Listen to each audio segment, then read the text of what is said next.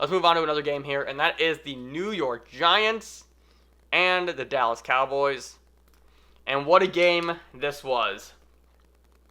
I took the Cowboys in my survivor pool, and they barely escaped, defeating the New York Giants by a final score of 37-34. The Giants dropped to 0-5, the Cowboys 3-2. But the big story here, before I even get to any of the stats, that is Dak Prescott.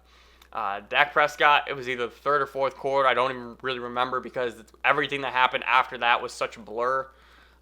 Prescott rolls out, scrambles, gets hit, and just gets the entire defender on his leg. Compound fracture in his ankle. There were reports that the bone was out of the skin, unfortunately, and it was one of those things where everything stopped at that point in time. And we've seen injuries like this before.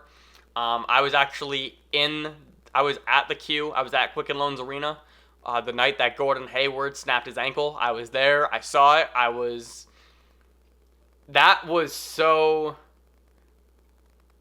wild. But I think, because that was one of those things where I was there, but I was in the nosebleeds. But like, if you've ever been to Quicken Loans Arena, you guys know that the way that the queue is designed, there really is no such thing as a nosebleed seat. You have a pretty good view of pretty much everything, and I was actually on the side of where it happened, and it was like right in front of me. So I'm looking down, and Hayward goes up for the dunk, comes down, and the ankle is sideways, and I'm just like, fuck. It was very, yeah. You guys know the video. It's like it's all viral. You guys know what happened, but. So seeing Dak's ankle, this is my long-winded way of saying that seeing Dak's ankle sideways.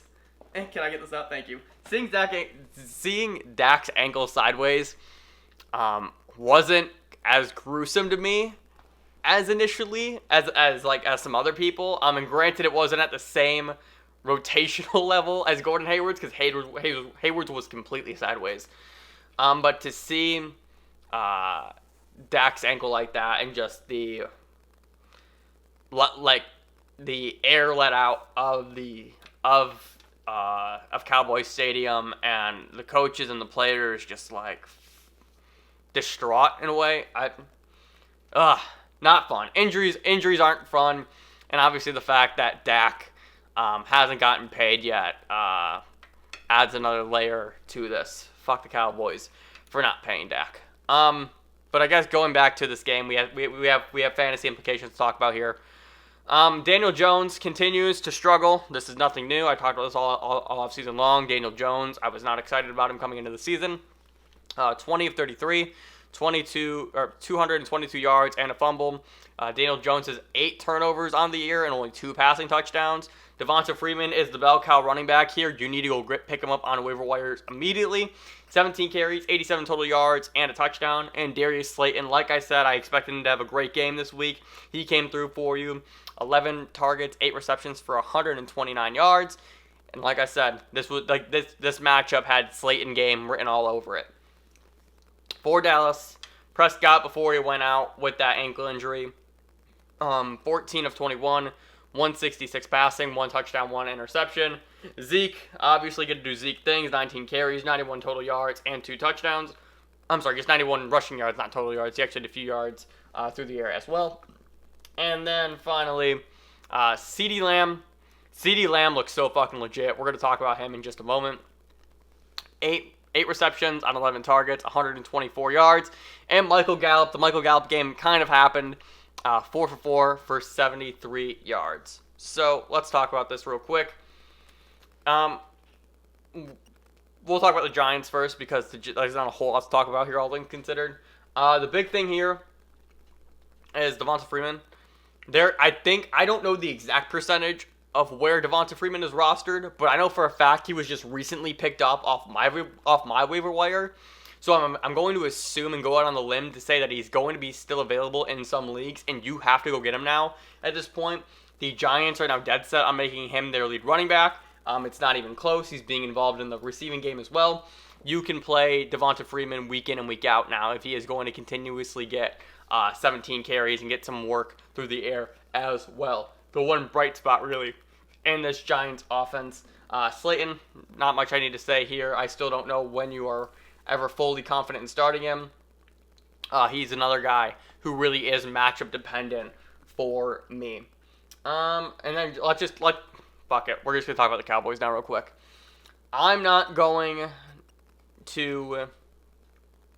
I still don't really know where I land on this, all things considered. Andy Dalton, when he played and when he came in, he was 9 of 11 for 111 yards, and he led the game-winning drive. So, and we know from Andy Dalton's career, he's been a fine fantasy quarterback. He actually has the weapons here to be a very good fantasy quarterback. I'm not going to go out and say top 10 or top 12, but I think Andy Dalton is going to be startable for you every single week. He's kind of in that similar category for me as Gardner Minshew, as Matt Stafford, just that guy who should be able to get you at a minimum 17 fantasy points for you week in and week out. For me, the question really becomes, what do we do with this Cowboys receiving core of Ceedee Lamb, Michael Gallup, and Amari Cooper? Cooper absolutely busted for you this game. And Dalton Schultz even. For me, this is going to sound out. Who does Dallas play next week? Oh, they play Arizona. Fuck. Okay. Since they play Arizona,